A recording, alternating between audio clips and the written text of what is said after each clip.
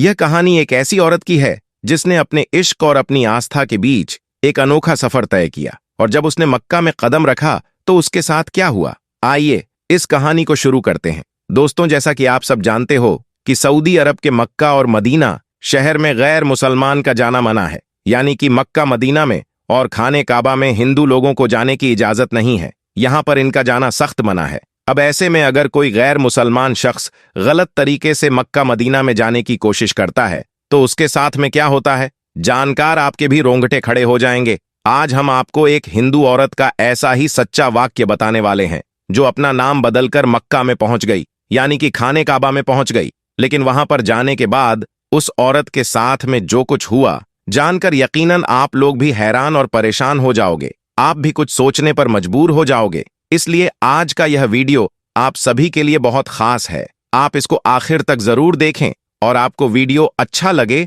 तो दिल से एक लाइक करके इसे शेयर भी कर दें ताकि और भी लोगों के पास में यह वीडियो पहुंच जाए। तो चलिए दोस्तों, शुरू करते हैं। याद रखें, इस कायनात में दीन इस्लामी वह दीन है जिसे सच्चा दीन समझ जाता है, और दुनिया वह आखिरत की कामयाबी भी इसी दीन में ही है। दोस्तों, एक नेहा नाम की लड़की साउथ इंडिया की रहने वाली थी। कुछ अरसे पहले तक वह एक मशहूर एक्टर थी, यानी कि साउथ की वह एक मशहूर हीरोइन थी। खूबसूरती की वजह से इसका बहुत ज्यादा नाम था। फिर बाद में नेहा को एक मुस्लिम लड़के से मोहब्बत हो गई और कुछ दिनों के बाद में दोनों की शादी भी हो गई। अब नेहा हिंदू धर्म को मानने वाली थी, इसलिए वह अपने घर में अपने हिसाब से पूजा पाठ किया करती, और उसका शौहर मुस्लिम था, इसलिए वह घर में नमाज और कुरान पाक की तिलावत करता रहा। लेकिन दोनों मियाँ बीवी एक दूसरे से इस बारे में कुछ भी नहीं कहते। दोनों अपने अपने हिसाब से अपने भगवान और अल्लाह की इबादत करते रहे।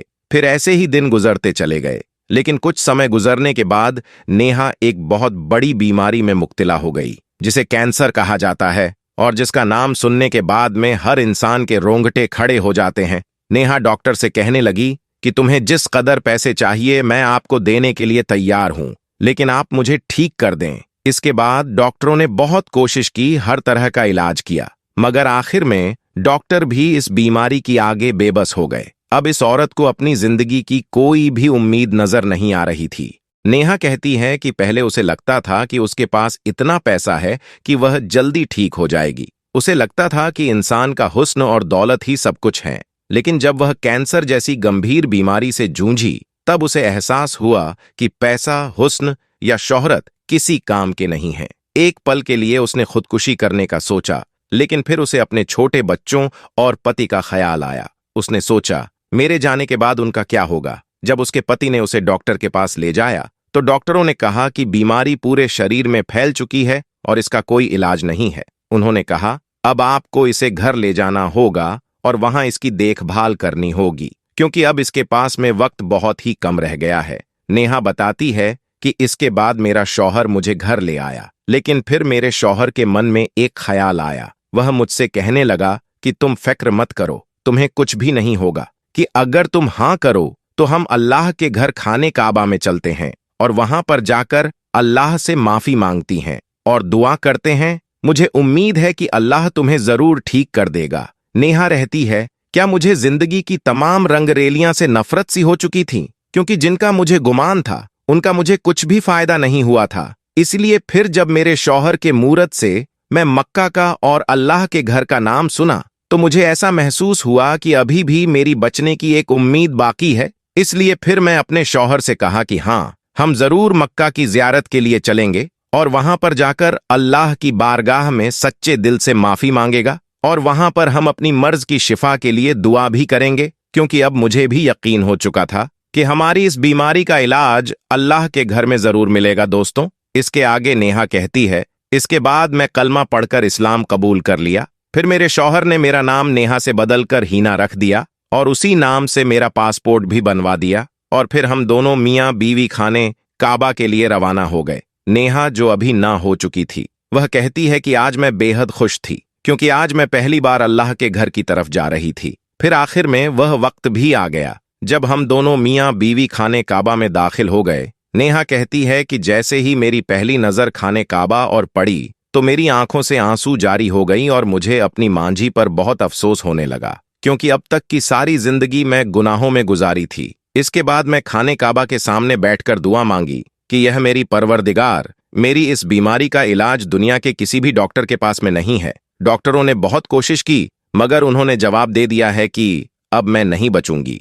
इसलिए अब मुझे सिर्फ तेरे से एक उम्मीद बाकी है। फिर मैं खाने काबा का तवाफ किया और साथ में यह दुआ करती रही, मेरे अल्लाह, मुझे मायूस न करना, या अल्लाह मेरी बीमारी ठीक करके उन डॉक्टरों को हैरान कर देना जो कह रहे हैं कि इस बीमारी का कोई भी इलाज नहीं है। नेहा कहती है कि अब मैं मुकम्मल तौर पर ईमान ला चुकी थी। इसके बाद में मैं मक्का के बड़े बड़े औलमाओं के पास में हाजिर हुई। उन्होंने मुझे कुरान पाक की कसरत से तिलावत, अल्लाह का जिक्र और रसूल अकरम सल्लल्लाहु अलैहि वसल्लम पर दरूद सलाम और ज्यादा से ज्यादा आबे जमजम पीने की तरकीन फरमाई। अब मेरे दिल को बहुत ही राहत और इत्मीनान होने लगा था और मुझे अल्लाह के प्यारे नबी हजरत मोहम्मद सल्लल्लाहु अलैहि वसल्लम के उस फरमान पर भी यकीन हो गया था कि अभी जमजम को जिस मकसद के लिए भी पिया जाए, इंसान का वह मकसद हल हो जाता है। इसलिए मुझे भी यह पूरा यकीन हो गया था कि मेरी यह बीमारी भी जरूर ठीक हो जाएगी। दोस्तों, नेहा बताती है कि वहां पर मेरी कुछ सहेलियां भी बन चुकी थीं जो कि मेरा बहुत ही एहसास करती थी। जब मैं खाने काबा में आई थी तो उस वक्त मेरा जिस्म इस बीमारी की वजह से बहुत ही ज्यादा खराब हो चुका था। मेरे सर के सारे बाल भी झड़ चुके थे, मगर फिर मेरी इन सहेलियों ने मुझसे कहा, यह तुम इस पर आगे जमझम लगाया करो और अपने पूरे जिस्म को आगे जमझम से धो डालो। मगर मैं बहुत डरती थी कि पता नहीं क्या होगा, क्योंकि मेरी इस बीमारी की वजह से मेरे जिस्म की ऐसी हालत हो चुकी थी कि मुझे जिसे हम कुछ होने से भी डर लग रहा था। इसलिए फिर मैं अपने दिल को तसल्ली देते भी आपने जिस्म को आगे जमजम से धोना शुरू कर दिया। अब आहिस्ता आहिस्ता मेरा जिस्म ठीक होने लगा था और धीरे धीरे मेरी बीमारी भी ठीक हो रही थी।